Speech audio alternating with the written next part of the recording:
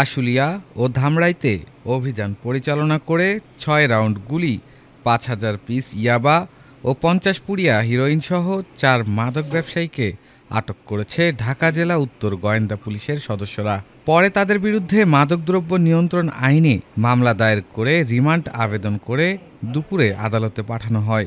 ঢাকা জেলা উত্তর গোয়েন্দা পুলিশের ভারপ্রাপ্ত কর্মকর্তা সাইদুল ইসলাম জানান, গেল রাতে আশুলিয়ার বারৈপাড়া এলাকায় গোপন সংবাদের ভিত্তিতে অভিযান পরিচালনা করে ৫,০০০ পিস ইয়াবা সহ চিহ্নিত মাদক ব্যবসায়ী দিলদার মিয়া ও সুমন তালুকদারকে আটক করা হয়।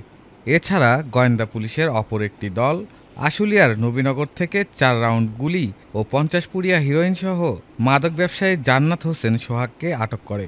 এছাড়াও ধামরাইয়ের বালিখা থেকে ৫০ পিস ইয়াবাসহ আটক করা হয় মাদক ব্যবসায়ী মাসুম মিয়াকে। গোয়েন্দা পুলিশের এই কর্মকর্তা আরও জানান, জব্দকৃত মাদকদ্রব্যর আনুমানিক মূল্য প্রায় ১৫ লাখ টাকা। এছাড়াও সন্ত্রাস ও মাদক নির্মূলের এমন অভিযান নিয়মিত পরিচালিত করা হচ্ছে বলেও জানানো হয়।